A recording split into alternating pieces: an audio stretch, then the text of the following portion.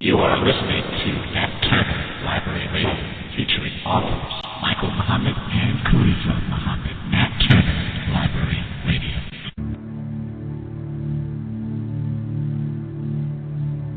You are listening to the Nat Turner Library Radio Network.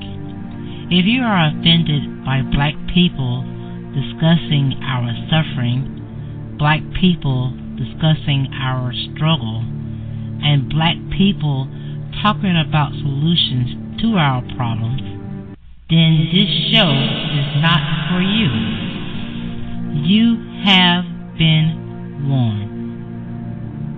Nat Turner Library Radio.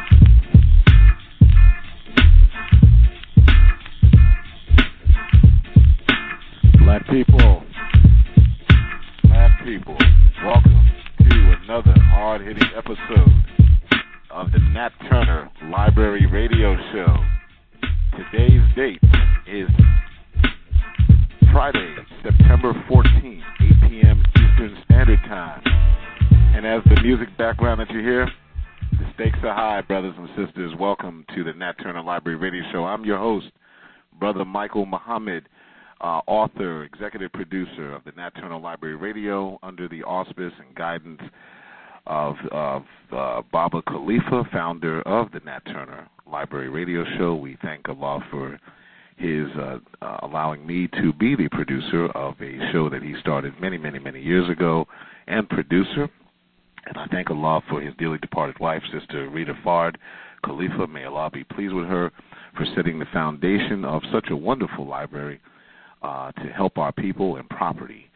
On tonight's show, we'll be discussing our brother. We'll be discussing with our brother, Dr. Ridgeley Momeen of Muhammad Farms, the economic program of the 3-year economic program. And tonight's show is GMO, Weaponized Food. And this is not just your normal show about the conspiracy of GMOs and whatnot, brothers and sisters. Dr. Ridgeley Momeen is a scientist. He has a doctorate in this food world. He's also the director and over the Muhammad Farms food program and the co-op that we have in the Nation of Islam down at Muhammad Farms and down in south side of the state of Georgia. Dr. Momeen will be with us shortly, and Dr. Ridgeley Momeen, that is, and we will commence the interview right after our announcements and then our news segment with Sister Tangela, our news consultant. But to talk to you, for those who are first-time listeners who are not familiar, why do we call this the Nat Turner Library Radio Show? In the spirit of the Honorable Minister Nat Turner. Yes, he's very honorable. He did the most honorable thing you can do when you're oppressed, and that is to fight your oppressor, in the property in Southeast Virginia. And our hearts, by the way, let me take a moment to say our hearts go out to the families, including the Nat Turner family, out in Southampton County in Virginia. May Allah protect you with the flooding and the wind and the rain of Hurricane Florence. Our hearts goes out to those that are still battling the wind and the rain in North Carolina and South Carolina. Brothers and sisters, in the Nation of Islam, we, for many, many years, have always told ourselves, and we've been taught by, whether you believe it or not, we were taught by God in person that a day like this would come where disasters will be so numerous and so deadly that you won't be able to get the help you need. So you have to have a survival kit, brothers and sisters, and it's a different show for a different time, but I can briefly say you got to have some batteries of all types you got to have those electric LED lanterns. They last for a very long time. You got to have some of those 1,000-hour or 100-hour lanterns with oil in it. You have to have charcoal briquettes and a way to cook your food if possible indoors. You got to have a sterno stove. You got to have all those things. If you live next to a river, You got to have an inflatable boat, because if you get flooded out, if you remember from Hurricane Katrina and this hurricane currently, you may not be able to just walk out. You may have to literally paddle your way out, or if you have that kind of boat, you can get your way out of there and survive. But this is the time we're living in, brothers and sisters, so my hearts and love go out to those brothers and sisters. But the Nat Turner property is 123 acres of beautiful land in Southampton County, where the Nat Turner Library itself is, and this is under the founding and the direction of Baba Khalifa, Elder H. Halif Khalifa, a brother who is a student of the Honorable Elijah Muhammad, friend of the Honorable Minister Louis Farrakhan, and friend of black people of all types in all groups and organizations. For about 40 years, he's been a black books publisher. He's the author of about 14 to 18 books, I believe, and he has published thousands of books and started many, many people on the road of authorship. And it's in that spirit that we call the Nat Turner Library radio show the Nat Turner Library. Nat Turner got intelligent and revolutionary from reading. The book that he was told to read was the Bible. His job was to go out and make the slaves more compliant to the slave master, but after some time, Nat Turner decided the truth that was in this scripture was not slave teaching, it was freedom fighting. And so you too can learn the same if you too read. And in that spirit, we want you to support this beautiful property by going to KHA Books. That's KHABooks.com. Stands for KHABooks.com. You can also go to the ebook website for Nat Turner Library at black-e-books.com. That's black-e-books.com. You'll get the e-versions you can download to your e-reader, and KHABooks.com to get the hard copies. A lot of books that have been published by our brother, the founder, H. Halif Khalifa. You have the authorship of his son, who's the author of a book called Frequently Asked Questions, Nation of Islam, or Nation of Islam, FAQ, Frequently Asked Questions. You can purchase the e-version of this on Amazon and just simply type in Khalifa Muhammad, Khalifah. He is the director of the Nat Turner Library Radio, and he has an upcoming show coming in the next few months. We're not quite sure, but stay tuned to the Nat Turner family, and you'll continue to hear. You can also support our sister, A.J. Jones, the resident historian, on her show, which will be next week, I believe, or the week after. And she also has a website called blackhistorykoloringbooks.com. That's blackhistorykoloringbooks.com. And in the explanation of the website, you can actually find what the purpose of her books are. She has a very, very large array of coloring books, which is designed for children. She's given many, many lectures and tours around the East Coast and around the country to give some ways that we can teach our youth, about our history. She has Nelson Mandela, Black Panther Party, and others that are featured in various coloring books. Go to her website, blackhistorykoloringbooks.com. And we have our sister who will be joining us later tonight for the interview, the daughter of Baba Khalifa, a wonderful sister by the name of Sister Nadira, also known as Unique Freedom Fighter. Unique Freedom Fighter. It's our sister that will be, if you go to her website, which is easylightsources.org. That's easylightsources.org. And brothers and sisters, you can also see her writings, which is the website that is based on the writings itself. That's Easy Light Sources. And it's a book about health and how to choose the fruits and vegetables in the right manner. And Sister Nadira also is the purveyor of the, it's Unique Freedom Leader. That's her name on Facebook, Unique Freedom Leader. Go ahead and send her a friend request, because brothers and sisters who are interested in being part of this revolutionary movement, we are friends and family with the new Black Panther Party, and they have a unity meeting every Thursday on Facebook Live that's commenced by our own Sister Nadira Khalifa. You can be a part of that at 7:30 on Thursdays as of right now.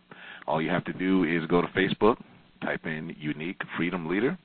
You'll see our sister, Nadira Khalifa. If she accepts your friendship, you can join on to the discussion that she has on her Facebook Live with the national members of the new Black Panther Party, where they talk about unity and how they can organize.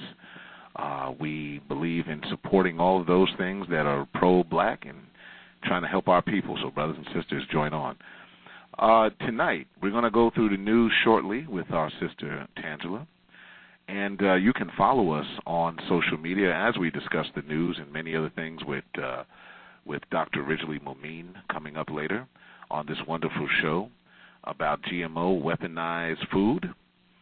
Dr. Ridgeley will be going through this in just a moment, and if we're going to have some sites and some things that you can help support the economic blueprint, the 3-year economic program, and support Dr. Ridgeley himself. He's a hard-working brother who does a lot for our people, and we're going to go into that. And research is one thing. He does a lot to keep us alive with food, and we're going to show you on our Facebook page how you can support the 3-year economic program and Dr. Ridgeley and all he does.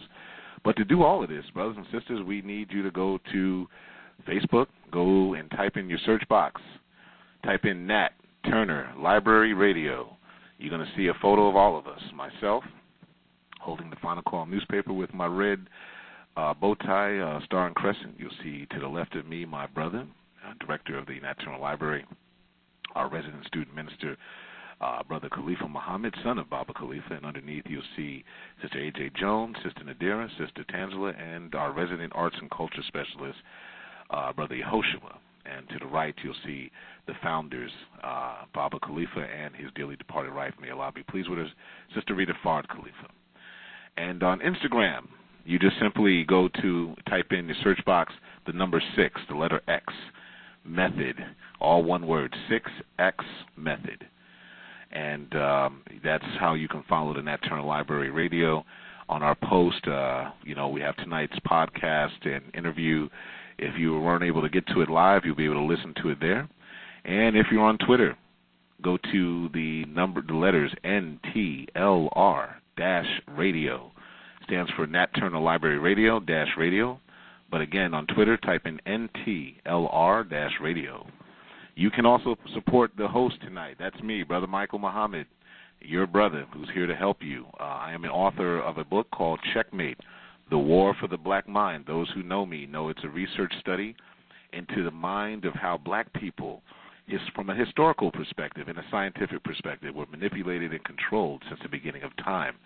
I go through some very interesting things and show you facts and proof with documentation and diagrams, so that you can use this for your own edification and understand that it's not just someone giving a monologue. You can support me by going to bromichaelmuhammad.com. That's bromichaelmuhammad.com. That's BROMichaelMuhammad.com.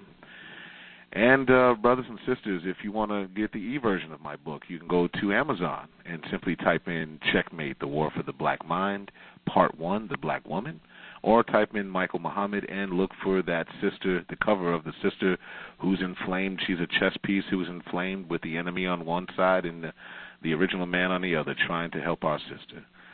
I also, brothers and sisters, will be on the Transparency Library show, so I want you to support our sister. And I put a link to her Facebook page, Sister Authoress Destiny Divine of Transparency Library. She's a sister who's an author. She's a books publisher. She's also does many things like making business cards and things like that. She is a sister who's been helping authors for a long time to get their word out. And she has a show every Saturday afternoon, 1 p.m. to 2 p.m. All you have to do, brothers and sisters, is go to Nat Turner or go to the Nat Turner Library Radio page and look at the post I just had for Sisters, a link to her show. She has a website that's transparencylibrary.com.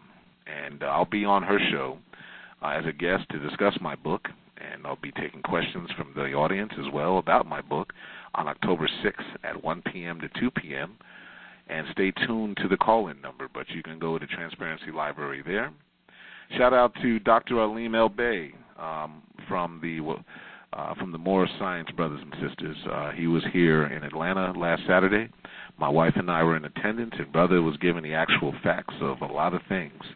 Nothing like knowledge, wisdom, and understanding, brothers and sisters. And, of course, support Blue Seas here in Atlanta, brothers and sisters. Best food you can find in the South. Just posted something on Facebook today where down at the Blue Seas in Tuskegee had a long line of people there. Most of them were Caucasians now. They know who we are, but they still want to eat good food. They want to live tonight.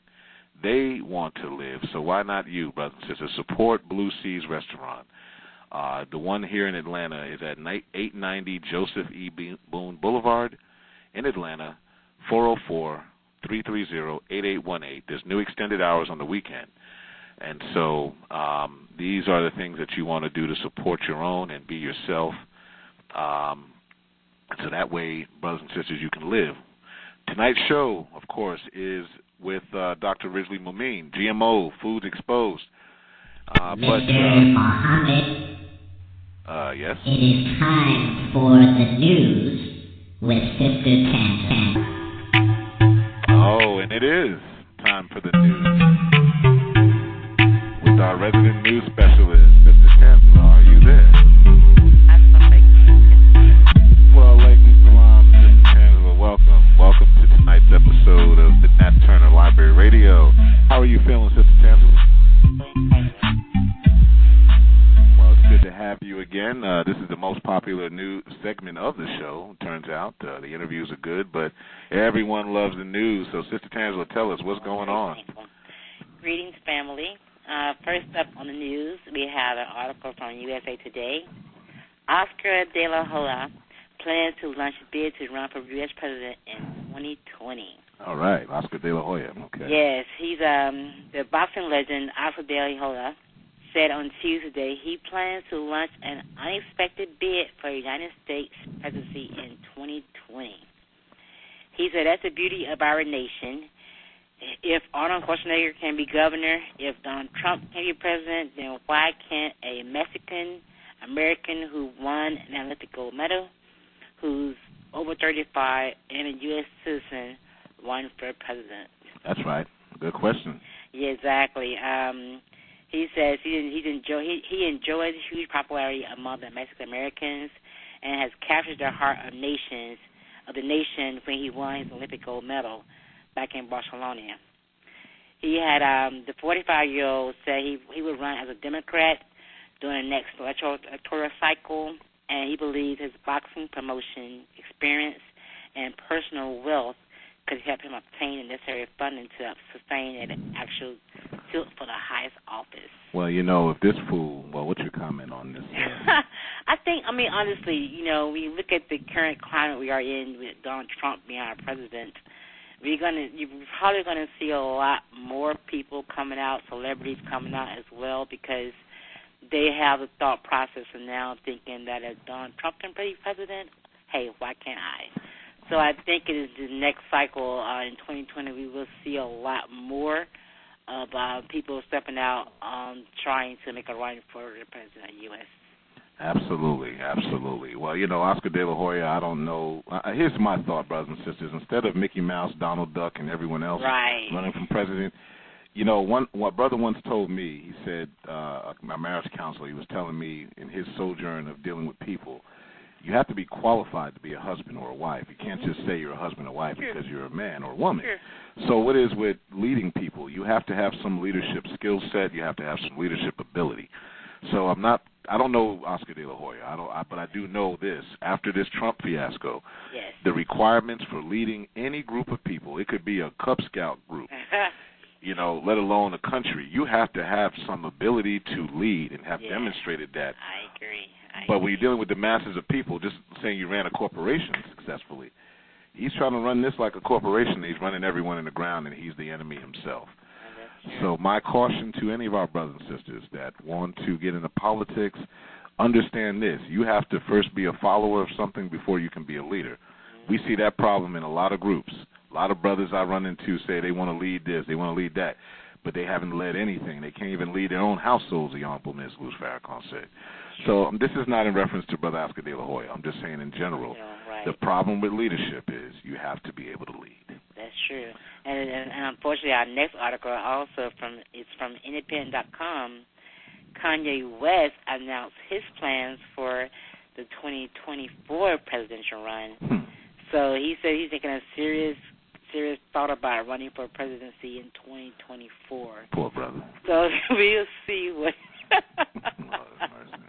So we'll see what happens in the next couple of years to see if Kanye West is actually serious about his bid for the presidency as well. Mercy.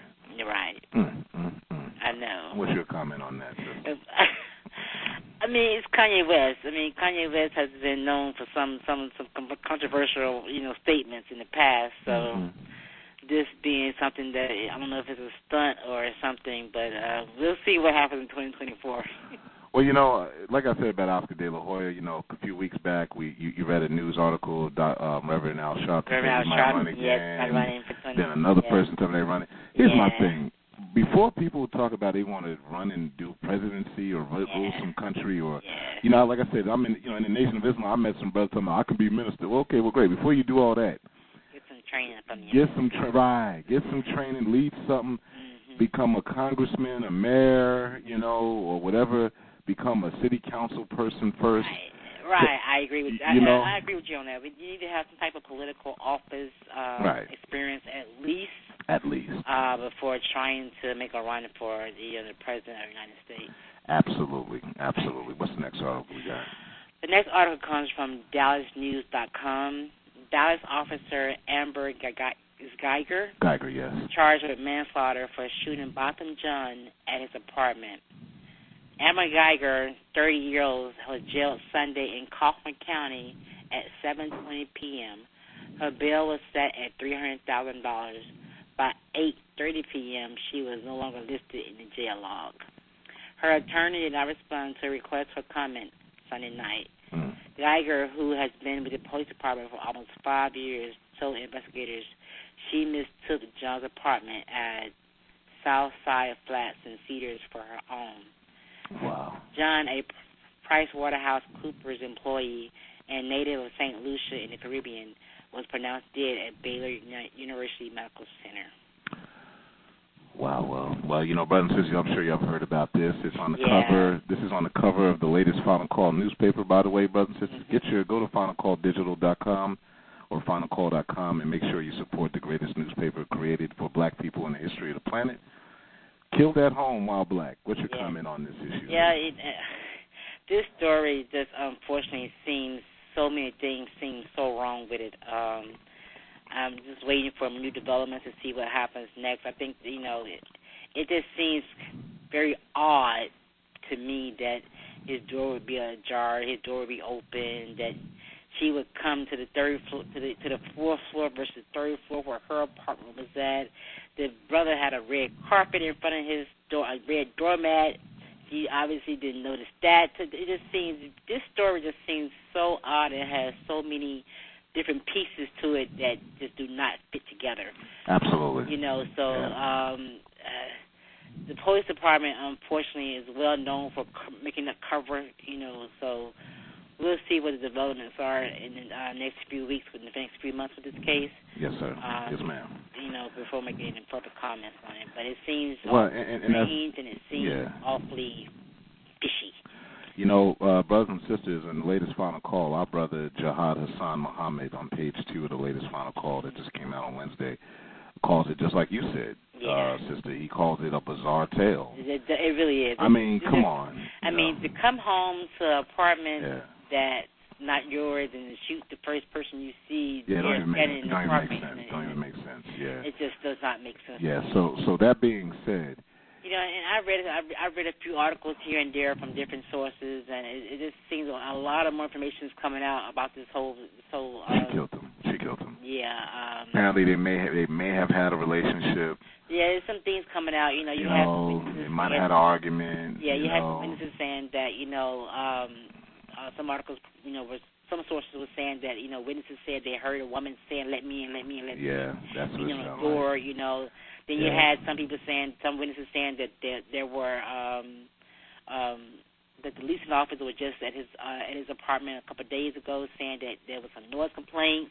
They're not sure who made the complaints and stuff. So it's just a lot of different things that are going on here that new developments coming across, and we just got to wait and see what happens. I think the circumstantial evidence is like this. This don't make no sense. No little white girl at night gonna be in a black neighborhood knocking on somebody's. Well, it's her apartment complex, so she does live there. She said she lives on the third floor. Exactly, yeah. So she, banging on there.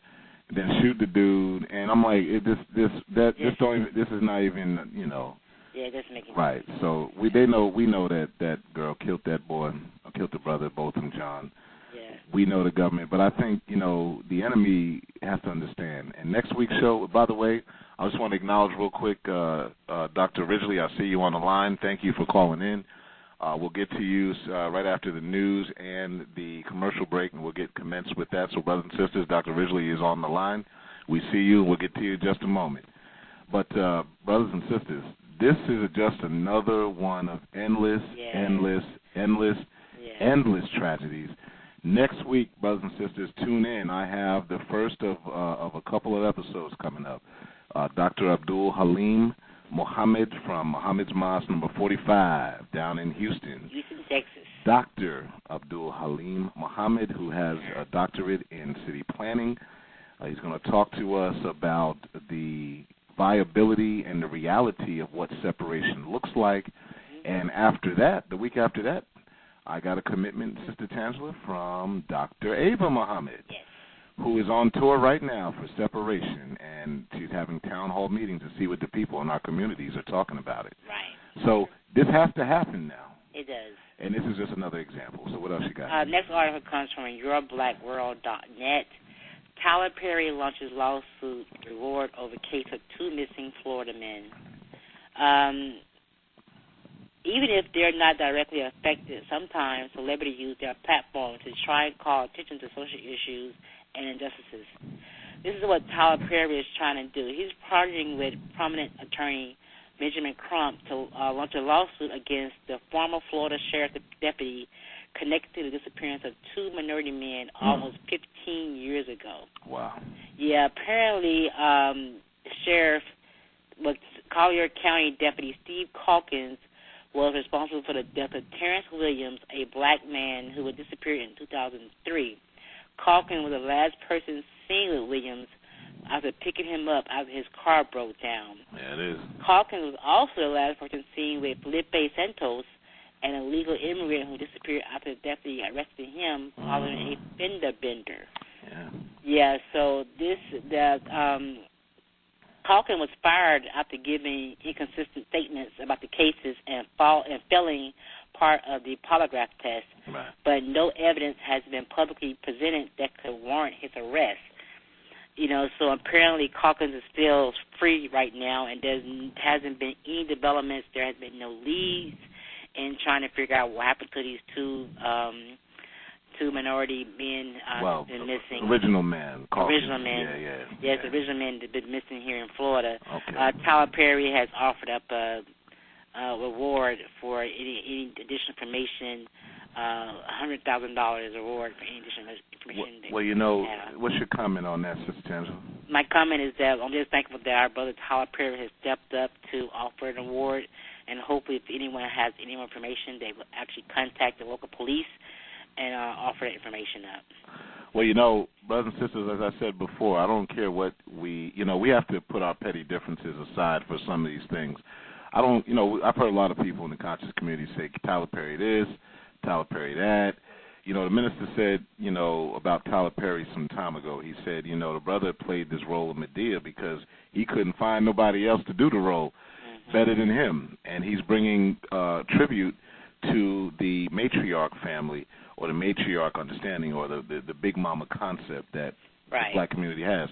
So some of us in the conscious community, sometimes people are upset with him because of that. But look, put all that aside. This brother's putting his money into his people. And actually it's 200,000 words. Excuse me, family, for that mistake. It's 200,000. 200,000? Okay, so he's putting up $200,000 for information to get the whereabouts of these brothers to find information. He's taking it upon himself. And just last week, you read the article how he took Brother Jeffrey, whatever his name is, from the Cosby Show, after the Jew tried to make fun of him, saying he working at, Trader Joe's. It was Tyler Perry again said, hey, let me take the brother in. So he gave him a job. Right. So Tyler Perry is trying now. The enemy ain't want to talk about these things, right? Yeah, trying to help our people. So let's put aside our petty differences and just give love to Tyler Perry for trying to do something to help justice now. Exactly. The next article comes from www.rt.com USA. Israel targeted Black Lives Matter in bid to counter support for BDS. All right. Footage leaked from an explosive censored documentary on Israeli influence in the U.S. reveals Israeli officials boasting of targeting Black Lives Matter and convincing Martin Luther King's friends to write pro-Israel propaganda. Black Lives Matter adopted support for the international boycott, divestment, and sanction movement, which calls on Israel to end its illegal occupation of Palestine lands. In 2016, thus exposing itself to the Israeli government extensive BDS squashing efforts. Wow. So, well, what does that mean in layman's terms, Sister Tantala? In layman's terms, is that Israel is trying to gather support from Black Lives Matter members and Martin Luther King friends for their own agenda. Sound familiar, brothers and sisters? If you, brothers and sisters, are listening to the Nat Turner Library Radio, we just had interviewed a student minister, Rashad Muhammad, a month or so ago, and we did student minister, Brother Dimitri, right before that. And both of them were talking about this specific issue, brothers and sisters. The equivalent to, anytime black folk are doing anything, and Dr. Ridgeley is well-versed in this. I've heard him speak many times on social media and in person about this. Anytime black folk want to do anything that's positive for himself, the Jew is like a weed in a field. They want to take energy from us. So this is another example. Here's a group of sisters who created Black Lives Matter, and they want to say, wait a minute, later for you people, we want you to support us, and this is the article that's on the Nat Turner Library page. This was put out there by Russia Today. Yes. So go ahead and read into that. Okay, so the next article is www.cbssports.com. Colin Kaepernick selling new I'm with Cap jerseys. Oh, go ahead. Colin Kaepernick hasn't suited up for the NFL football game since January 1st, 2017, but he hasn't stopped him from continuing to promote his platform as a protester against police brutality against minorities. On Monday, Kaepernick's website announced a pre-order for a new football jersey his supporters will be able to purchase. The black jersey features the hashtag I'm with Cap on the front, and while it isn't affiliated with any team, it does feature the same number 7 that he wore during the time of the San Francisco 49ers. Okay. The jerseys are priced at $174.99, and 20% of the profits from each jersey sold will go directly to Kaepernick's Know Your Rights campaign, which he launched in 2016 to help educate children on awareness on higher education, self-improvement, self-empowerment, and instruction to proper interact with law enforcement in various scenarios. Okay. Well, brothers and sisters, we know that the Colin Kaepernick has been the poster boy for the enemy to make fun of us or to mock us as a people, all because the brother stood up. Mm-hmm. Or took a knee, not stood up. He took a knee. He took a knee. He gave up his passion. So he'd already got a contract with Nike. However you feel about Nike, we know Nike's not a friend. Just do a campaign. Right. He's already got this. These I'm with Cap jerseys that he's selling himself. They already sold out in a few hours. Right. All right. So they have a back order. I went to the website. I wasn't going to buy it because it's $100 and something. I can't afford that. $174.99. But they sold out in a few hours. Yes. So our brother's trying to do something. He's trying to. He's showing you that you don't need the Jew to make money. Exactly. Now, he don't got to talk about it, but brothers and sisters, this is what it is to stand up for his right. And maybe if brothers like Reverend Al Sharpton and the rest of them, no, I'm not taking shots at them. Maybe if they understood you really don't need the Jew to live, they won't be selling themselves out all the time, Yeah. So if nothing else, Colin Kaepernick is showing us, look, you can stand up for what's right and still eat, Yeah. And then the next couple articles actually goes into some of those people who are actually protesting against the whole Nike ad. The next article from CBSNews.com: Truett McConnell University in Georgia cuts ties with Nike over Colin Kaepernick ad. A small Christian college in Georgia has said it's cutting their ties with Nike over the Colin Kaepernick ad campaign, claiming the former NFL was mocking law enforcement and the military by protesting during the national anthem. Now, the thing about this whole this school here is that they do not necessarily have any quote-unquote Nike gear that there's been sponsored by Nike, but they do have some Nike clothing in some of their stores on the campus. Yeah.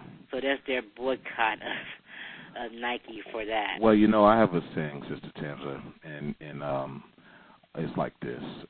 Basically, I want to know my enemy, you know. Yeah. So I love it when these people come out and say these things, all because a brother is just trying to do what's right. It ain't like he said kill Whitey. It ain't like he said go out and kill police. He didn't do none of that. Exactly. And I know people who feel that way, but all he did was say, man, I just want to bring recognition to what's happening to my people, police brutality. Right. And these people going crazy, white folk, and they are an enemy to us. They're going crazy. And just not their school, and also the College of the Ozarks in Point Lookout, Missouri, has also said they're going to boycott Nike as well. Yeah. They brought their products too. Well, you know, let them boycott me. Like I said, Nike ain't sent no check to the Nation of Islam recently, so they ain't sent me no check. So they not our friends like that. But this is about them getting back at them because they gave Kaepernick a contract, and I think but I don't think Nike is going to be completely worried. According to digital commerce research firm Edison Trend, they have reported that Nike has seen a 31% spike in online sales since the Colin Kaepernick endorsement. So I got you. Well, brothers and sisters, Sister Tamsa, we want to, wrap up our news segment so we can commence the interview. So we can go to the last article. Yeah. I want to first mention this article right here from the news1.com. Networks crop Farrakhan out of images for. Oh yeah, talk about now, that. That's unbelievable. ABC and MSNBC cropped Farrakhan out of their images on social media from the funeral. Isn't that sad? Horrible. That's how sad it is. So basically, brothers and sisters, this article is also on our Nat Turner Library page from News One. Basically, the Jewish media they hate the Honorable Ms. Louis Farrakhan so much. Yes, couldn't even. They took a Photoshop thing and took his picture out of the photos and just said Reverend Jesse Jackson, Reverend Al, and Bill Clinton. That's the only people that was there. Yeah. Everybody, no one else there, but they deliberately because this is how much they hate. And all the minister didn't say a word during the funeral. He just showed up. That should tell you that you have an enemy, and the minister loves us. He's our teacher. He's our guide. He spent his entire life fighting for us. What did you do for you except suppress you? Exactly. And so if they hate him, they hate you too. That's right. That's true. Go ahead. That's it. Well, brothers and sisters, we have some other articles that we posted there. Thank you, Sister Tangela. Thank you for the news. We appreciate the news every time we can get to it. We like to hear it. You have any final comments for the audience before we? I thank you all for listening, and may Allah bless each and every one of you all. Thank you, Sister Tangela. Hold tight. We've got the forthcoming interview, brothers and sisters. You are listening to the Nat Turner Library Radio. And forthcoming, you have the interview with our brother, Dr. Ridgeley Mumin. Coming up, GMOs, weaponized food. Here it comes.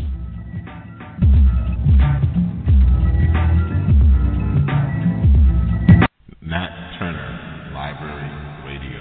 Nat Turner Library Radio. Nat Turner Library Radio.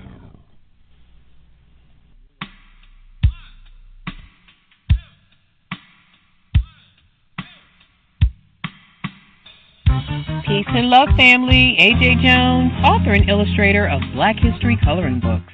Family, I've been drawing and researching history since I was 6 years old. As the daughter of a Black Panther, early on I was exposed to racial injustice and learned that our history was not accurately portrayed or even included in the standard textbooks. So I decided to harness that energy and created a collection of illustrated history books that honor the ancestors by building on knowledge of self. The mission of Black History Coloring Books is to eradicate cultural illiteracy by resurrecting those missing lessons that were somehow left out of the standard history books. This collection features books on Malcolm X, Emperor Selassie I, Mandela, Haiti, Dr. Sadie, Juneteenth, Marcus Garvey, and our latest edition, family, is the Black Panther Party for Self-Defense, Power to the People. Black History Coloring Books are not like typical coloring books. Each book is filled with lifelike illustrations, lots of historical research, first and fun facts, vintage photos, and family. They're for ages 8 to 88. They're collectible keepsakes for students, parents, grandparents, teachers, and history buffs. Black History in February? What? Over here, we declare every month is Black History Month because one month could never tell our story. Family, I invite you to add Black History Coloring Books to your home, office, or school reference library. For the price of lunch, you can have your own Black History Coloring Book, and I'll autograph it just for you. I invite you to visit my website, family, at blackhistorykoloringbooks.com. Support a Black author. Support Black businesses. But most importantly, family, increase your knowledge of self. AJ Jones, look forward to building with you. Peace and love.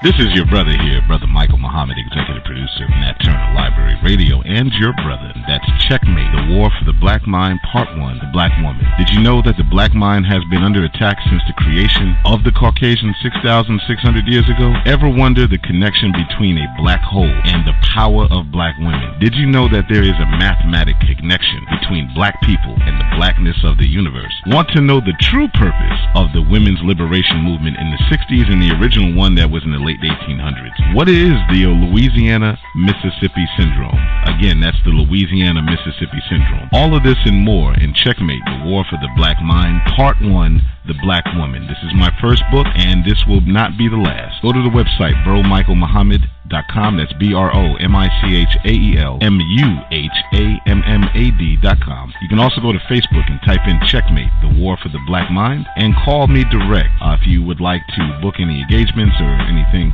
dealing with Checkmate, The War for the Black Mind. 678-906-6306. 678-906-6306. This is your brother, Michael Muhammad, of Nat Turner Library Radio.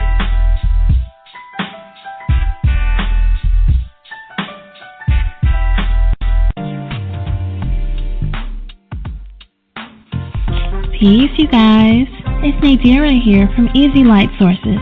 And I just wanted to let you know that the Easy Light Sources Food Guide is now available for $10 on EasyLightSources.org. The Easy Light Sources Food Guide covers 18 fruits and vegetables commonly found in any grocery store. If you're looking for ways to feel better in your life and to raise your vibrations, one of the easiest ways to incorporate some light into your life is through the foods that you eat.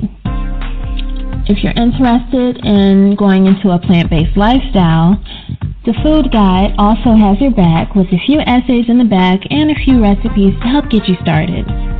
Once again, the Easy Light Sources Food Guide is now available. Purchase your copy today at EasyLightSources.org.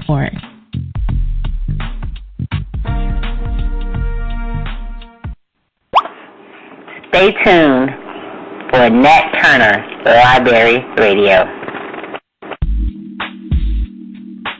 It's your brother here, Michael Muhammad from Nat Turner Library Radio Show. Brothers and sisters, I have recently launched my new writing, Checkmate, The War for the Black Mind, Part 1, which is dedicated to the study of the mind of the black woman and how our enemies have attacked the black woman to get to ultimately the black community. But I also have a website, bromichaelmuhammad.com, BROMICHAELMUHAMMAD.com. That's BroMichaelMuhammad.com. On this, you will see me. You will see the M6X apparel, which has beautiful shirts, 100% organic black shirt. For the sisters, we have the Be Yourself, Love Yourself shirt. The shirt that says, I'm not a toy for a little boy, I need a man with a plan. And for our conscious sisters, modesty is loving yourself.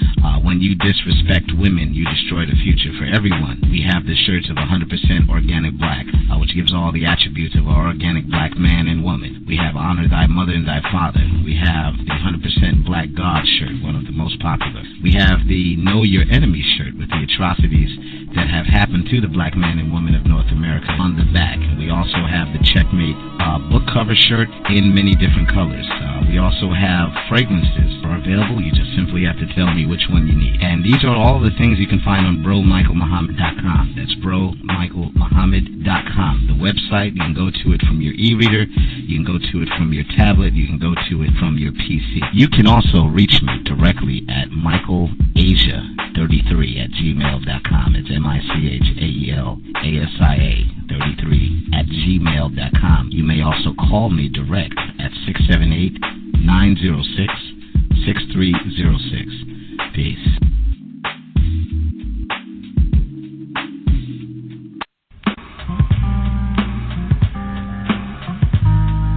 FinalCall.com. FinalCall.com. One word, FinalCall.com. The award-winning website for the realest and most accurate black news available on the planet. FinalCall.com. Fair, reasonable, accurate, and inclusive. We are a unifying website. FinalCall.com. Go there today.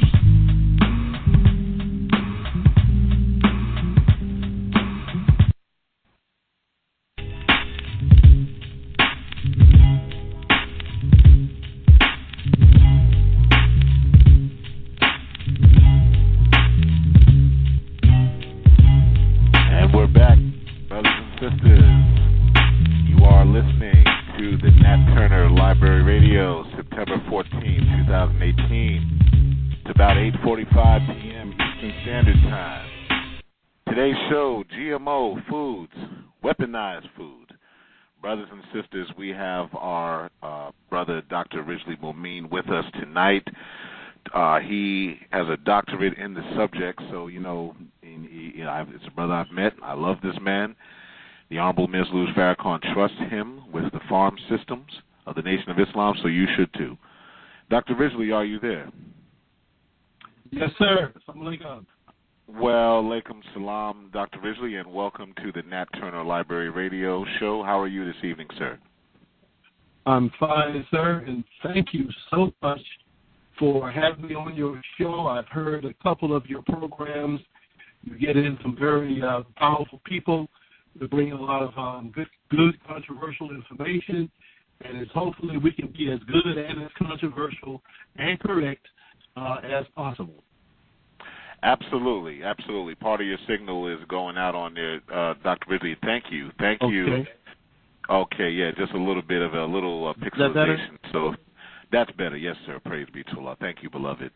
Well, thank you. No, yes. I'm honored for those kind words, and thank you for those kind words, Dr. Ridgeley. You are one of the most powerful black men I've ever had an ability to talk to. You're knowledgeable. You have wisdom. You have understanding, and we're going to get right into it if that's okay. So yes, teach us. We got people that are listening, brother Dr. Ridgeley. I have this conversation about GMOs and whatnot with a lot of people, but everyone's not convinced. So convince us. Tell us about this weapon that the enemy's got. Well, first of all, Honorable Minister Louis Farrakhan, he always starts off with definitions to clear our heads so we know what we're talking about. And a lot of people talk about GMOs and they talk about hybridization, but they don't know what it is. And since we've been taken away from agriculture and an understanding of plants and life in general, people can snow us by telling us, we've always had genetically modified organisms. No. So let's get down to it. Okay. A GMO, a genetically modified organism, is produced by gene splicing. Okay? I call that rape. And I explain it to you why I call that rape as we go along. but it's gene splicing. GM varieties are created in a lab using a highly complex technology, such as gene splicing. These high-tech GM varieties can include genes from several species, a phenomenon that almost never occurs in nature. Now the key is several species. You and I are of the human species. Even the mankind is still of the human species, meaning what? We can procreate, okay, naturally. All right, we can produce mixed babies, but we can produce babies. But, cows and trees do not mate, okay? Pigs and mosquitoes do not mate, all right? Right. But GMO varieties, GMOs are transferred from one kingdom to another, such as a bacteria to plants, okay? And particularly corn varieties developed by Monsanto includes genetic material from the bacterium Bt Basilicus thuringiensis, which kills European borers, corn borers. Now, this Bt, you can get Bt. It's an organic insecticide. If you're growing, cabbages and broccoli and other leafy plants and these caterpillars chewing on it, but you can spray Bt, which comes from the ground. It's a natural bacteria, and you can spray it on your plant.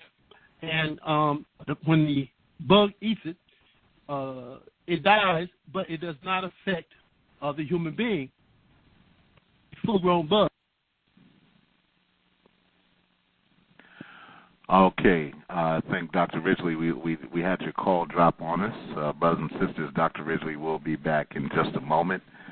He was going into the Bt toxin, into the genetic alteration. As I said earlier, Dr. Ridgeley will be with us back again in just a moment. So you are listening to the Nat Turner Library Radio. Please hold tight, brothers and sisters. We'll get Dr. Ridgeley right back on the line.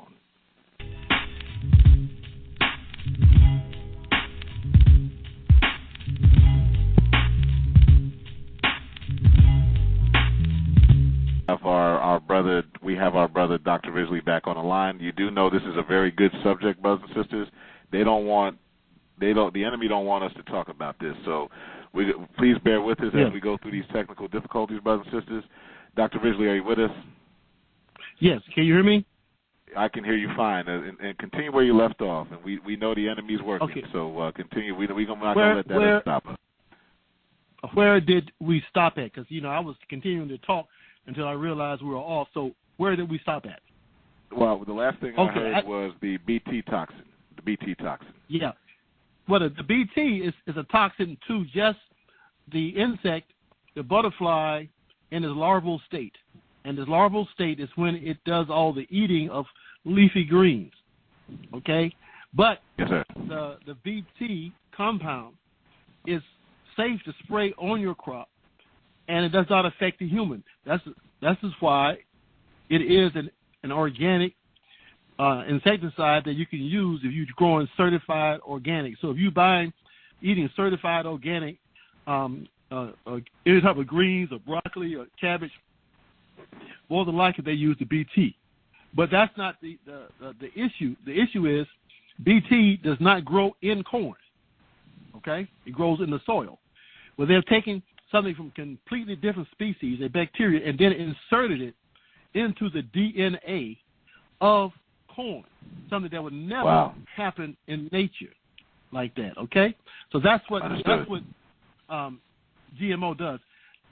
There's something called hybrids, and most of the seeds that the food that we eat that's natural are produced by hybrids.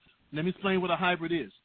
The term hybrid, which you all often see in seed catalogs, refers to a plant variety developed through a specific controlled cross of two parent plants. Usually the parent plants are naturally compatible varieties within the same species.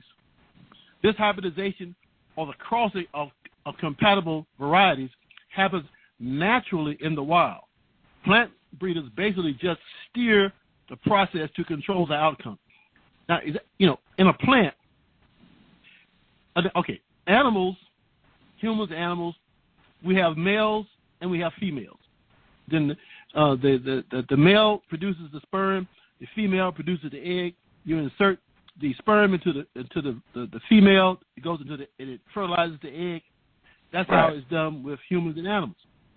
Right. But plants, both the male and the female part in one plant, in one stem. So you would have the flowers that produce the pollen. All right, that's what gets you in the spring, the pollen. Then that pollen then will go down into the female part of the plant and will fertilize the female part of the plant, and then it would grow another fruit that would produce the seed for the procreation for the next season. What they do in hybridization, and you have pollen. You have like bees. You have bees pollinating the crops, where they pick up the pollen and they go from one plant to the next. And they're not trying to pollinate the plant, but they're trying to get the pollen. But in the meantime, they're actually taking the pollen from one part of the plant and putting it into another part, or sometimes flying to another plant and putting the pollen there. Or the wind may blow the pollen from one plant to the next, or just shake it. The wind may shake it and then it falls. So it's a natural process. And what the breeder would do was close off the female part of that plant, so it cannot receive any of the pollen from that plant. Then, and take the pollen from that plant and don't allow it to fall into the female part. Then they would take the pollen from another plant who has characteristics that they want, and then they take it and put it into the female part of this other plant, and then when it produces a fruit, it will be a combination of them two different varieties. Now, this fruit then will produce a seed, okay? And when you plant that seed, it will have the characteristics of both of those plants. Now, but again, GMO is different from that. What GMO does is actually goes down to the DNA, to the chromosome level, and snatches out or blows out a piece of the DNA, and then blows into it or sticks into it with a needle, or they use actually a gene gun to blow into the cell itself something is from the outside that the cell has no defense against and does not necessarily want nor care about. That's why I call it rape. That's what they do with. That's why I call it rape. Because it's not natural. It would never happen in the natural world, okay? There are barriers. And this is why no matter how much you pray over GMO products, okay, it is against, because it's not natural at all. It is completely man-made, artificial. It is breaking the laws of reproduction, all right? It is raping. It is forcing something alien to that species into it. That's what genetic modification is all about. Now, they just broke into the wheat genome. So this next part, and by the way, I'm reading information that I have in PowerPoints when I give presentations. When I give presentations, I like to have PowerPoints so I get right to the information and not digress, and also so that people can go and check it out, the references, because we're teaching here. I'm not preaching. So, talking about hybridization. In traditional wheat breeding, two varieties of wheat are selected to be crossed because they both have desirable traits, such as insect resistance, high yield, or drought tolerance. The crossing is done by hand pollination. Wheat is a highly self-pollinating plant, so the pollen has to be removed by hand before it has a chance to pollinate the plant. Then the plant is hand pollinated with pollen from the variety or line the breeder wants to cross with. The generation of plants that result from that cross is then inbred by self-pollination to produce a type that doesn't change with more cycles of seed generation. Now, the way I do it in class when I was teaching is that I ask my students to explain what I said in their own words. So tell me, what is hybridization, and why is that different from GMO? Well, hybridization is, if I'm a good student, is different than GMOs. That the GMO is a chromosome intrusion, which is done, as you stated, by a gene gun on a microscopic level, and hybridization is something where two like plants, in this case of a same species, where they crossbreed with the natural pollination process, which could be happening in nature in many different forms. Thank you very much. You said it better than I wrote it. But this is important, because I want people to understand this, because they get in arguments. I get in arguments on Facebook, on the internet, with people who are in genetic engineering, and they like to throw around terms and then try to make you feel that you don't know what you're talking about. Okay, right. So I want people to understand this to the level that they can explain it to somebody like they were a teacher. So it's when people come with this crap, you can defend the fact that you know what you're talking about. Okay, because they'll tell you, if somebody tried to argue with me on my Facebook page that a watermelon, the modern watermelon, is a GMO.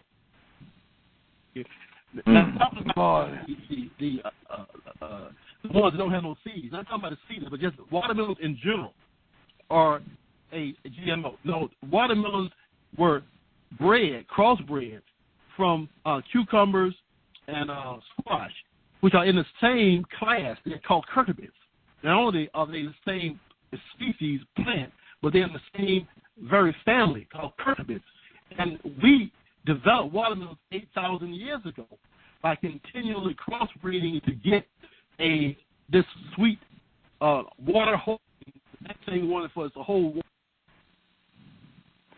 All right, well, brothers and sisters, as you can see, Dr. Ridgeley, we just dropped him, or we didn't drop him. His signal dropped.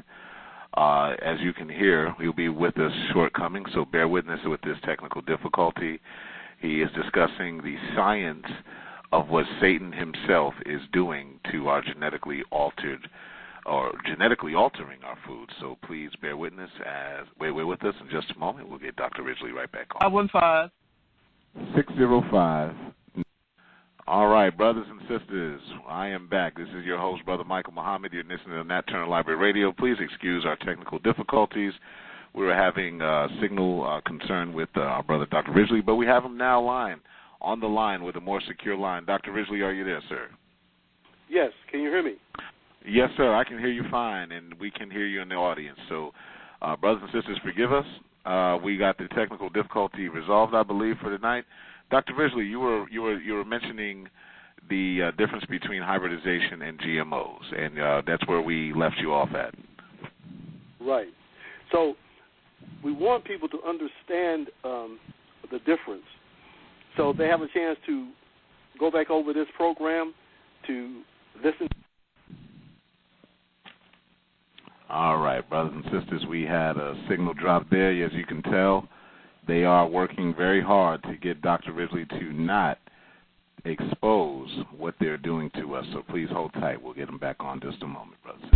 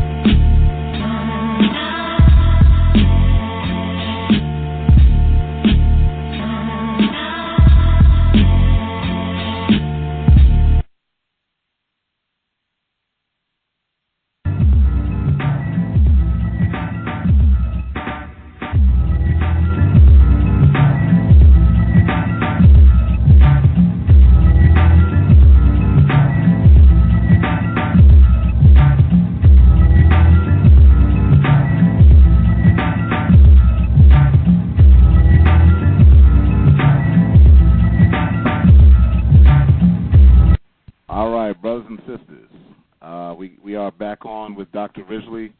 The enemy is trying very hard, brothers and sisters, to get Dr. Ridgeley and myself, Brother Michael Muhammad, to not oppose them on this one subject. That means you should really be listening in. So please bear witness and forgive us for the technical difficulties. But here at Nat Turner Library Radio, brothers and sisters, we go right into it. Dr. Ridgeley, are you there again? Yeah, and this is not technical difficulties. It's not something that you are doing, Brother Michael, or I am doing. It is actually the enemy. Because this is my cell phone. This is what I called you in on the first time. And then it went out twice. Am I correct? Yes, sir, it did.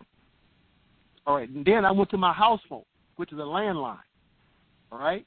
Went to my landline, house phone, and then it went out. So what's the probability of both a landline and a cell phone going out at almost the exact same time? Very unlikely. Very unlikely. No, it's unlikely. And, of course, what they are this is warfare. What we have stumbled upon is the route by which the enemy is coming to destroy billions of people. And Absolutely. Let's get into that right away.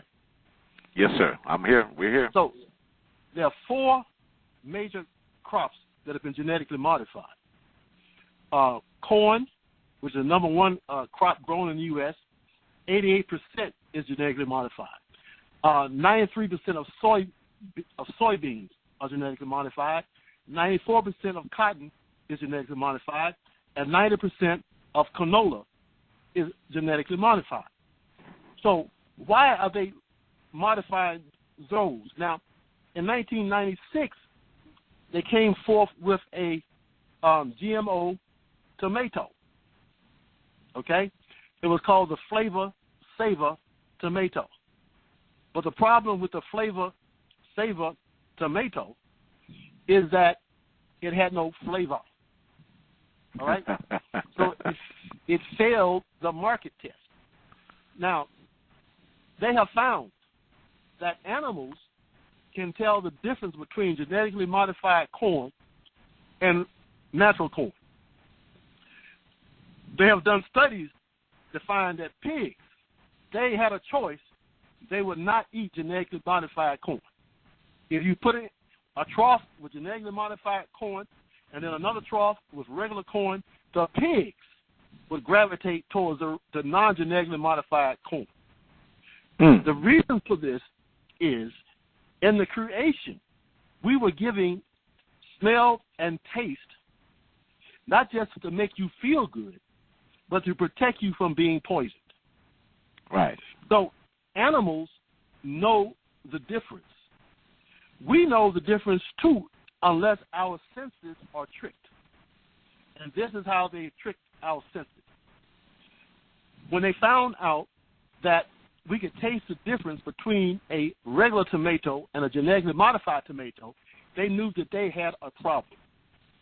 So, decided to do, instead of trying to genetically modify all of the vegetable crops, and this is important for people who ask, well, how can I not get GMO crops, the GMO?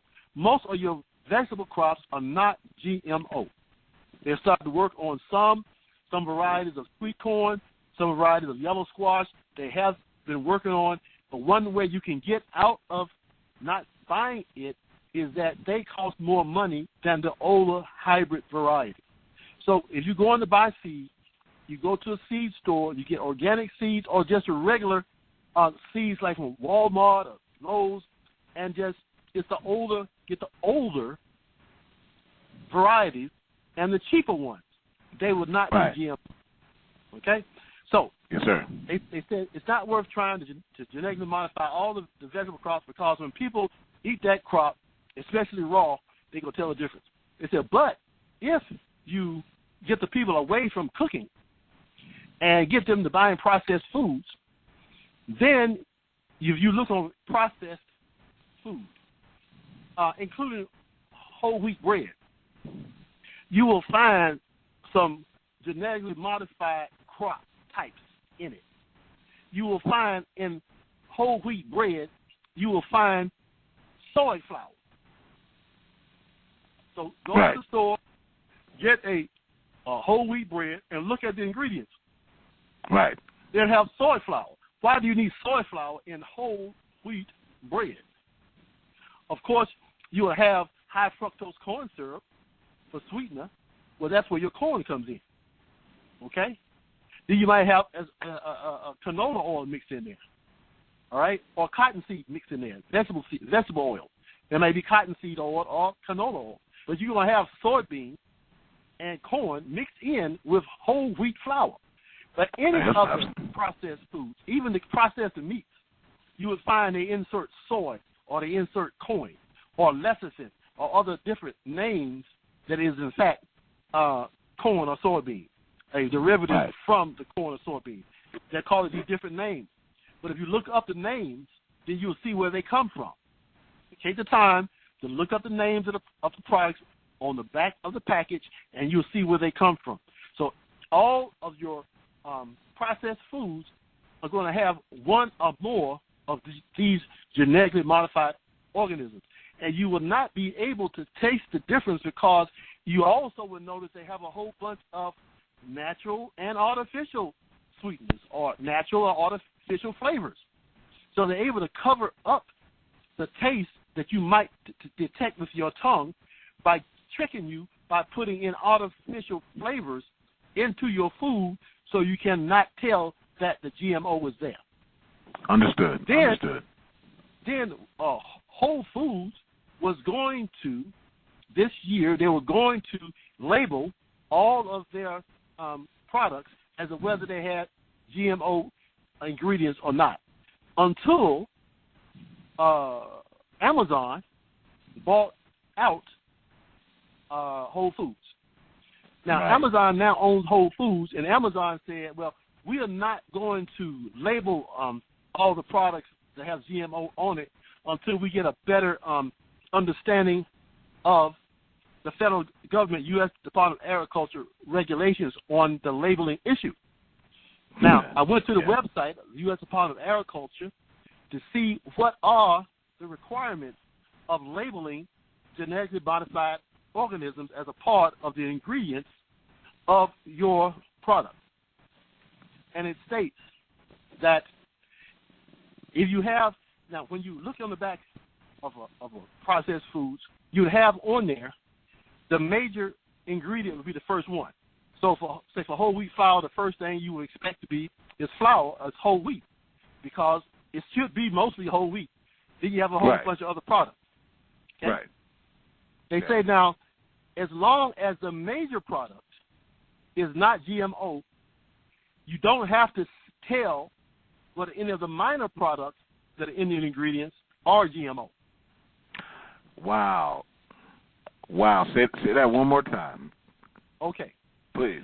If a product has more than one product in it, in other words, if it's, say, mixed with anything else, say like bread, and you have the first ingredient is usually the major ingredient. So if you have a loaf of whole wheat bread, the first thing would be, wheat flour.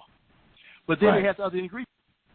Now, if that wheat flour is not GMO, even though it has soy, even though it has canola, even though it has cornstarch, they may be GMO, but you don't have to tell people that it is GMO. Wow. And this is what the FDA said that they would agree to. The USDA, U.S. Department of Agriculture. USDA and the FDA. Okay, these are federal guidelines from the U.S. Department of Agriculture and the Food and Drug Administration. Food and Drug Administration gets its cue from the U.S. Department of Agriculture. The U.S. Department of Agriculture gets its cue from the Defense Department. Okay, because they are weaponized. I'm going to read you some statements that's going to blow your minds from people in the military, okay, and the medical profession about this arsenal. But I just want you to understand the pervasiveness of these GMOs. They started around 2000, and corn in 2000 only about 5% of corn was GMO. Now in 2012, 80% is GMO, and it is even going up further than that. This chart has soybeans starting out at 55% GMO in 2000, and 2012 was up to 90%, 95%. There's been a tremendous increase in the GMOs in terms of soybean and corn. Now, here's the propaganda of why it's okay to genetically modify wheat. Because, okay, wheat is the most widely eaten crop in the world. Yes, it is. Wheat is in so many things, including bread, of course. Now, right. On the same day that Aretha Franklin transitioned, they announced that they had broken into the genome of wheat. They had been working 13 straight years. A team of scientists from all over the world have been working collectively and independently on how to break into the wheat DNA. The wheat DNA is 4 times more complicated than the human DNA. Wow. Did you hear what I just said? Yes, I did. The wheat genome, DNA, is 4 times more complicated than the human. Wow. Okay? And so they're able to clone humans, but they cannot clone or break into the wheat gene. They can do it with corn, soybeans, no problem. Pigs, cows, no problem. But wheat, they couldn't get in there. Rice, no problem. Wheat, they couldn't get in until just a few weeks ago. And when they announced that, the stock market went up by 400 points that day. Wow. Because now they have finally broke into Zion. You know, in the movie Matrix. The Matrix, they're trying to break into Zion, the last sure were. holding ground of the original of real humans, right? The last thing. Now they in the wheat. Now they got it. They can weaponize and kill everybody, except the super rich who are not going to eat this stuff. Now, you know, black people thought by integrating with white people that they would be safe. However, black people have integrated with third-class white people. White people call these people who were allowed to integrate with us, and we with them, miscegenate, are white trash, or redneck, okay, or those people who they would not allow to intermarry into the upper echelons of Europe. All right? So, we were integrated with, because let me tell you what happened with integration when they had forced busing. The rich white kids they never went to public school. But the middle class white kids did. And when they had forced busing in North Carolina, I did a study, and the white churches took their children out of school and built schools on the church grounds for the middle class white kids. So all was left was trailer park tramps go around the outside. That's all that was left in the public school system that we were allowed to integrate with and miscegenate with. Understood. Okay? These are the throwaways. So you say, well, if they poison black folks, they poison whites, they don't care if they get rid of what they call useless eaters about their color. They got you believing in color. They don't study about that. All they care about is one color. And you know what that color is? Green. Green. That's right. All they is green. That's right. And they intermarry. They only allow green to marry green up at the top levels. You understand what I'm saying? If you ain't got no money, if you ain't got no, Donald Trump couldn't even get in there, and he had money, but that was new money. He couldn't even get into the club with old money. That's why he's acting so crazy now, because now he's the president. He gonna show the old money that he the God. Now he gonna do what he want to do. That's exactly what it is. Yeah. Okay. So, Dr. Ridgeley, I had a question for you. Because the subject is so strong and so powerful, would you be able to take a question or two from one of our specialists here in reference to this GMO subject, while you're sure. on it. Yeah. So let me see if I can get our sister on here, Sister Nadira. Sister Nadira, are you there? Okay, Sister Nadira, are you with us? Peace, Peace. I'm here. Peace, Brother Michael. Peace. Welcome to the show tonight, Sister Nadira. Thank you so much for having me on. This has been a very important show. It's really interesting because it seems like, recently, within the last, few years, a lot of information is coming up about GMOs and organic food, and it's like, it's hard. Like it's a hard situation to be dependent on grocery stores because you really just kind of have to take their word for what they're offering. You know what I mean? And then I do Easy Light Sources, and I recommend people eat healthy and fruits and vegetables and stuff. But sometimes I do get questions about the GMO foods, and I try to tell people, just do the best you can. If you can't get organic, but you got to eat, GMO watermelon or whatever. Sometimes I feel like it's better to eat it than not, but I really don't feel that in my heart. So I just wanted some clarification. Say there were 10 foods and 8 of them were GMO. Would it be better just to only eat the ones that are not GMO, or Okay. Well, see, listen. Of course, it would be better to eat the non-GMO. But let me explain to you, GMO it's by itself don't necessarily mean that it's poison unless you know what is the DNA that was placed in it. And this is where the problem is. It's because a genetically modified organism is patentable. They can patent it, and therefore you cannot find out what's in it ever. Whoa. So let's say, what they claim why they're going to modify wheat.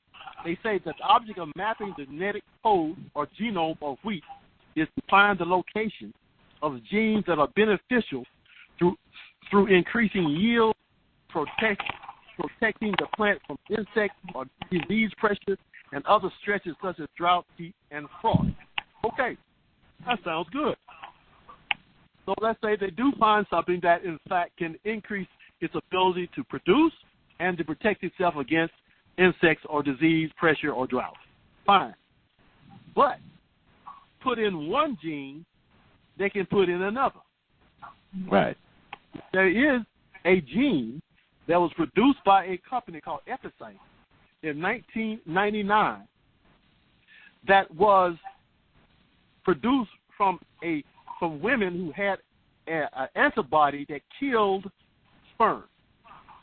They took that gene from those women and then inserted them into corn, so that when you eat the corn as a woman, you would be immune to the germ called sperm. Wow. And if you are a man, if you eat the corn that has the gene, then it will kill your sperm. So hold on, Dr. Ridgeley. Let me make sure I got this correct, because I'm a middle-aged black man, and my antennas just went up. So the corn, since 1999, the non-organic corn, has a spermicide in it that will eliminate your sperm count if you eat it. No, yes, but you don't know what's in what. In other words, I can't tell you which variety of the GMO corn being produced by DuPont, Dow, Monsanto. I can't tell you which ones have the Epicite germ and which ones don't. You can't find this out because it is patented. Okay? But we have done research and found that if you feed mice GMO corn, that they will in fact stop reproducing and develop cancer. And they have done longitudinal studies and have found that in the West, the sperm count of men has gone down by 30%. Yes, it has. Now, why is that? They don't know. I'm guessing that it's GMO.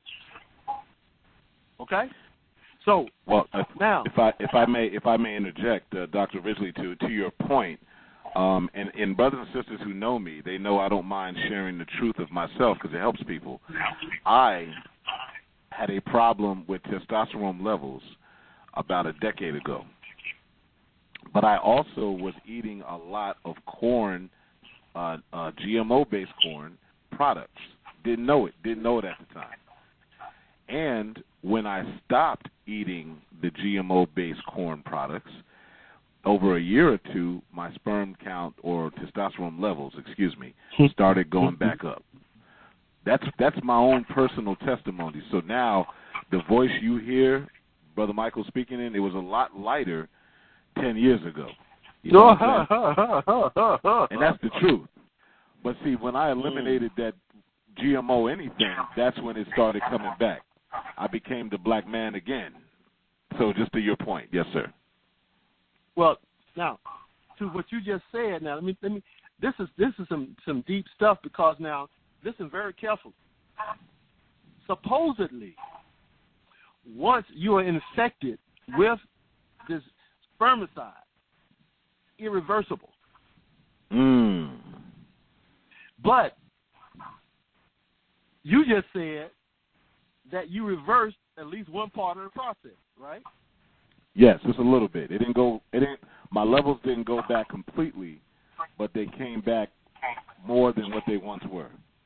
Okay. Now, in Africa, they found that women who are HIV positive, when they produced children, the children were immune to HIV. So, when the Honorable Elijah Muhammad taught us that the black man and woman are God of this planet, when the research has found that melanated humans can actually eat the sun's energy and transform that for food or energy for themselves, they have done the research now and say that melanated humans, especially the darker they are, they can actually transform sunlight into chemical energy for their body. All right. What I'm saying is we are God. Therefore, with the right type of food, prayer, exercise, we can reverse any process over time. Yes, sir. Because we are the God, and we can reverse the process. They want, at the same time that they are poisoning us physically, they are poisoning us spiritually to make us believe that their poison is such that you cannot fix it. Got you. Yes, sir. So they want Dr. you Ridgeley, to submit that you are now tainted and you have no use, so you might as well go in and continue to eat their crap. Now, could I bear witness, and we're going to go from this because we got about 25 minutes left in the show, and I want to transfer into Nadira. This is something that you want to hear as well. I want to transfer into what Muhammad Farms has been doing to combat this. And if I may start it off, Dr. Ridgeley, I had purchased quite a bit of cream of wheat from you about last year, I think it is. I bought about 5 or 6 bags of it because cream of wheat is something that you should have in your staple foods, brothers and sisters. I used to eat a lot of cream of wheat bread that my wife would make. It's absolutely delicious, brothers and sisters. Don't use cornmeal for that. Use cream of wheat. For those who are listening who are not in the Nation of Islam, use cream of wheat. And Dr. Ridgeley, I have to tell you, my stomach, my body, after eating Muhammad Farms cream of wheat, had a completely different reaction. My wife will tell you, because she cooks it, and she said it's smooth, the body absorbs it, and when I ate the store-bought non or GMO-based cream of wheat, it had a completely different reaction. It tasted good, but not as good as Muhammad Farms cream of wheat. And I wasn't saying that because it's Muhammad Farms. I'm saying that because literally my body had a different reaction, a positive reaction. I felt good. It went down easy. And, in fact, I wish I had some right now. You know, hint, my wife is listening. If you're listening, babe, I would like some cream of wheat bread.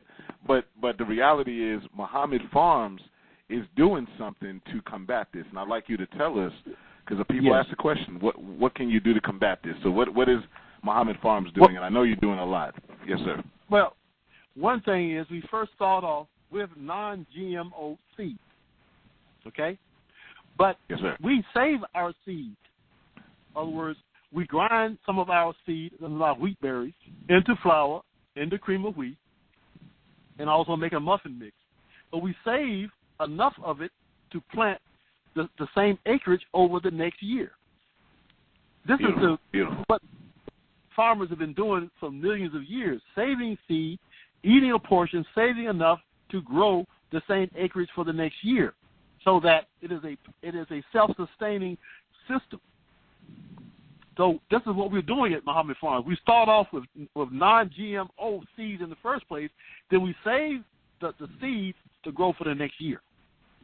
Okay? Okay. Now, the other part about our cream of wheat versus the store-bought cream of wheat is simply look on the label of your Uncle Ben's cream of wheat and look at the label of Muhammad Farms cream of wheat. Muhammad Farms cream of wheat, the ingredients in Muhammad Farms cream of wheat is whole wheat. Right. I saw that. That's it. That's it. Nothing else. But if you look on the box, on the back of the box of your store-bought cream of wheat, you got all types of stuff in there, including some wheat, but a bunch of other chemicals in there. Yes. Okay? All right? But Muhammad Farms cream of whole wheat is actually cream of whole wheat. Nothing else. So you're getting. So, it's not fair. Honorable Elijah Muhammad taught us. You don't take something away from people and not give them an alternative. Absolutely. So when we are to stay away from GMO, we are doing something about it. We have product for you. We got flour, whole wheat flour for you. We got pastry flour for you. We got cream of whole wheat for you. We got a muffin mix, cream of whole wheat muffin mix and bread mix for you. Okay? Delicious. So we got watermelon for you. Okay? Yes, sir. We got the vegetables for you that are not non-GMO, and we don't put the chemicals on it, and it makes it hard for us to grow because of the weeds, and we don't get the yield that we would like to get because we can't get rid of all those weeds because we don't have enough people to fight the weeds, so the weeds take over after a while. So we don't get the yield that we would like, but once you will get something that don't have no chemicals on it. Understood. Now, it costs us 4 and 5 times more costs of labor than the chemicalized, industrialized products. But yet, we have yet to find black people who are willing to pay more money for Muhammad Farms products. So Absolutely. we have to try to beat the price in the market, and people are getting organic, no chemical, whole food, and they're paying less than they're paying for crap at a great expense to my behind in terms of work and my work. Well, Dr. Ridgeley, let's if I may interject, I'd like to talk about that because I want us and Sister Nadira. Are you still there? Yeah, I'm still here, you guys. If I could just say one thing real quick. Yes. I do want to say that I have made cream of wheat bread before, and it is really, really delicious. Like, it's really good. You could almost eat it for dessert, depending on how you do it. But I do recommend everybody try it. Yeah. I want some right now. So, baby, if you're listening, Tandy, if you're listening, make me some. But go ahead. I'm sorry. Well, go ahead. Yeah. Well, this year, in September 30th, we're going to start the process of ordering again in the staple goods project, Project 16, will start September 30th. Okay. You go to NOIMOA.com, NOIMOA.com, and you will see the ordering process. I put that on. Now, brothers and sisters, NOIMOA, the Nation of Islam Ministry of Agriculture. Now, brothers and sisters, you can order from this. I put the link to Dr. Ridgeley while you were speaking earlier. I put the website link to NOIMOA, Nation of Islam Ministry of Agriculture, on the Nat Turner Library page. So, brothers and sisters, if you want to support Muhammad's Farms, this is your farm, brothers and sisters. I'll say it again. This is your farm. This ain't just for Nation of Islam members only. Because Master Fard Muhammad told us that the Nation of Islam is all of you. All of you. So when we say Nation of Islam, we ain't just talking about the suit and bow tie wearing brother and the number 19 wearing sister. We're talking about you, black man and woman, who's sitting there with the different groups, Nation of Islam, Black Panther Party, Nuwapians, Christians. You can buy these foods and these products. And so I put the staple goods product list also as a link. Staple goods include brown lentil beans, brown rice, all natural soap, honey, Mexodus coffee. Now, I know a whole bunch of people drink coffee. Navy beans. Am I missing anything, Dr. Ridgeley? We got the sugar, right? We got salt. We got brown sugar. That's right. Salt. We got Muhammad Farms whole wheat flour. Yeah, we got Muhammad Farms whole wheat flour, cream of whole wheat, and the muffin mix. Now, I don't believe in yeast. All right, those products on that list, Muhammad Farms. That's the whole wheat flour, the cream of whole wheat, and the muffin mix. The other products, some of them are produced by other Muslims, like the seasoning, the soap, are produced by members of the Nation of Islam. Then some of the other products, like the natural or the raw sugar and the navy beans, are produced. We found the best sources, the best and cleanest sources for these products. The navy beans are grown in the Saginaw Valley of Michigan, along with the red beans. So these are non-GMO. They're the best products, the products that we produce. Now, there's a little story about that. We set up the Staple Goods Project after we read The Secret Relationship Between Blacks and Jews, Volume 2. And the Ministry of Agriculture read it for a year.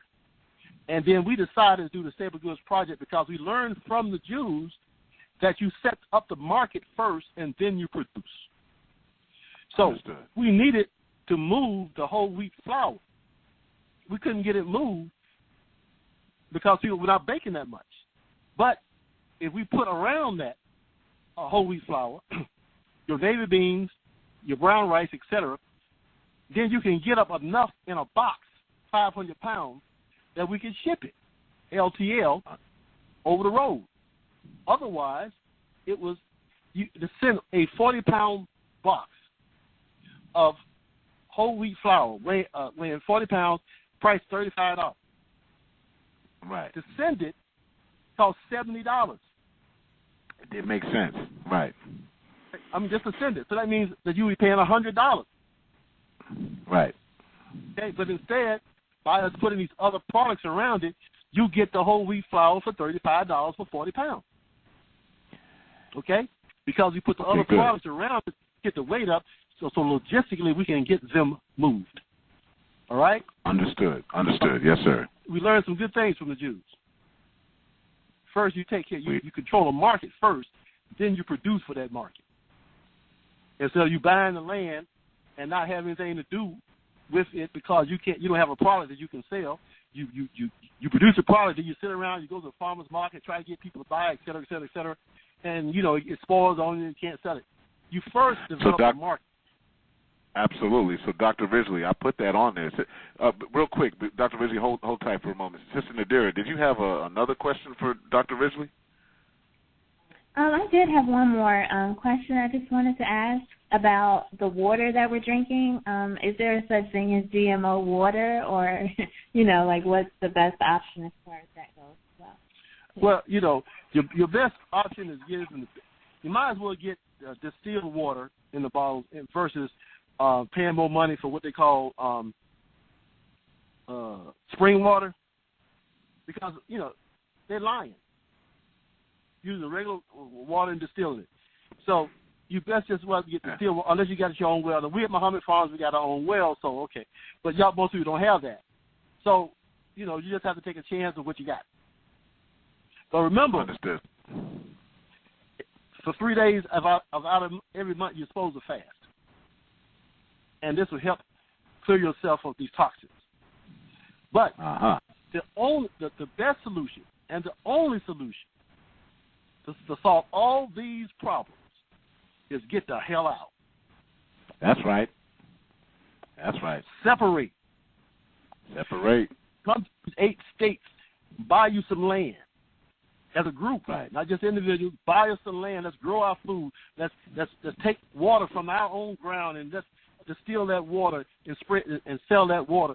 Let's do everything for ourselves. You won't have to worry about the enemy and trusting the enemy. You cannot trust him. Remember now with Whole Foods, I get some Whole Foods. Amazon bought Whole Foods. Now Amazon don't give a damn about you except your money.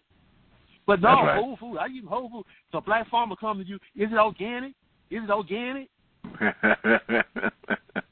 And you sit up in McDonald's talking about, is it organic?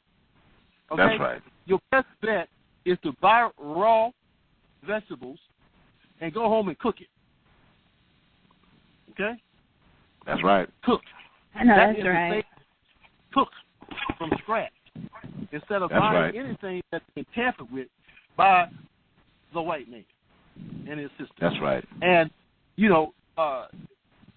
buying stuff that's organic. Look, Bill Gates is buying up organic farms in Georgia and Florida. And Bill Gates is promoting GMO crops, if produced organically, is organic. Wow. As long as you're using a non-chemical fertilizers and don't use no pesticides, it's organic, even though it's GMO. And he's buying up organic farms. He sure is. He's just one of them that's doing this. So listen, there's a war going on. We can't. It sure is. Like this. We're lucky to be alive. And this is scaring white people, the ones up top. Not the ones on bottom. The ones on bottom is dying too. Right. But the ones up top don't understand how is it that we'll continue to produce, whereas they're not even being able to produce anymore. Right. And they know what poisons they gave us. So they're shocked. So now, don't let them psych you out. That's right. Yeah. Now, Dr. Ridgeley, I don't mean to be rude. We got 10 more minutes before they have to end the show, so I want to make sure we get an opportunity, Sister Nadira, to finish the question and then talk about how we can help the 3-year economic program to help the farm. So, Sister Nadira, you have any other questions for Dr. Ridgeley around that lines about food, water, or anything? Now's the time to ask, sister, excuse me. So that way we can get the scientific understanding from the scientist himself. Right. Well, I don't necessarily have any more questions, but I do want to say thank you for coming to spread information for our people. And thanks for having me on, Brother Michael. I appreciate it. Oh, no, thank you. You're always welcome, Sister Nadira. Thank you, and continue to hold tight as we get there. Dr. Ridgeley, now let's go to the meat and potatoes of what I'd like to talk about before we get off. The 3-year economic program, can you quickly tell us about what it is? There's some believers out here who've heard about it. They see it on the charity slips. There's black folk who heard about the economic blueprint. Tell us about it real quick and tell us what the importance of it is and how we can help. Okay. Before I do that, make sure that you all write down MuhammadFarms.com. MuhammadFarms.com. Because on that website, you will get information about the 3-year economic program and videos of the farm and articles that I do. You can keep up what we're talking about with GMO. There's a lot of stuff on MuhammadFarms.com. Now, the 3-year economic savings program is the funding agency for Muhammad Farms. Okay? If you want to help Muhammad Farms, go to 3-year economic savings program, 4855 South Woodlawn Avenue, Chicago, Illinois, 60615. okay, and send a check or money order. Well, people say, well, why don't you set up a Cash App or PayPal? That is a way by which the IRS can track money. That's what they set up for. So we don't want, they go straight to the National House. Or on your charity slip, you can hit the 3 Economic Savings Program, put that on your charity slip or your nation's program. Okay? That money goes directly towards supporting Muhammad Farms. Also, make sure you go to my Facebook page, Ridgeley McMean. That's RIDGELY MU apostrophe MIN. And you can keep up with what we're doing at the farm and also on other historical information that we're trying to bring forward. If you want to get my book, you go to NOIMOA.com and hit store. There you will find 4 of my books and a book that my wife has just published dealing with the footsteps of the messenger. But you have Commonomics 1, Commonomics 2, I Will Not Apologize, and The Science and Business of Farming versus Art and Hobby of Gardening. Those 4 books are available, plus some DVDs, poetry CDs, poetry DVDs, presentations I've given, and even T-shirts. So these go to NOIMOA.com and hit store, and you will see all the products that you can buy.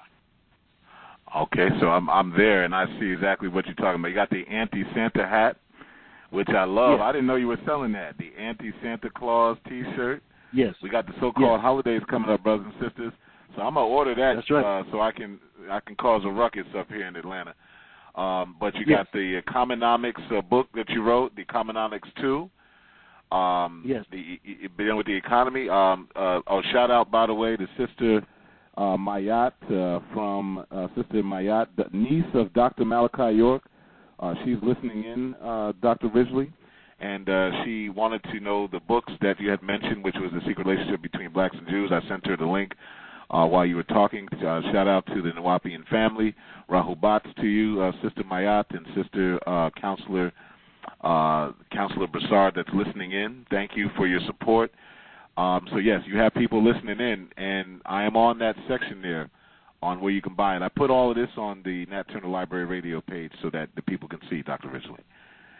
So, Dr. Ridgeley, I got 4 more minutes for you.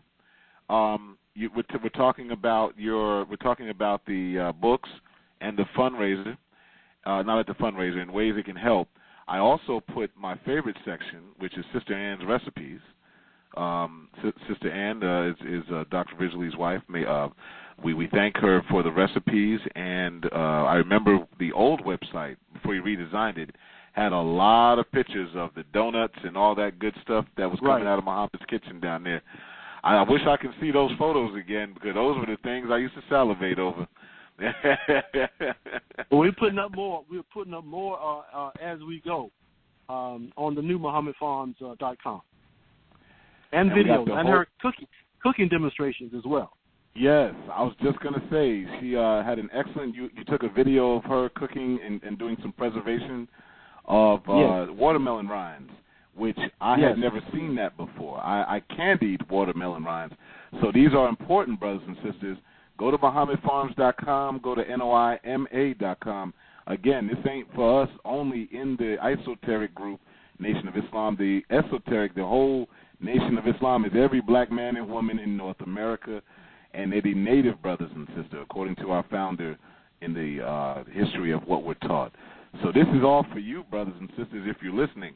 Don't think this is just a Nation of Islam, the individualized group thing. This is you as a black person. So it brings it to here. Now, there's a believer or there's a person who would like to help out during the time that, harvest is needed or planting is needed. Okay. Is there a way for somebody to do that? Well, we have in the spring, we're going to try to have again, we didn't have it this year because we got rained out, a weed pulling festival. But what happened, we got rained out.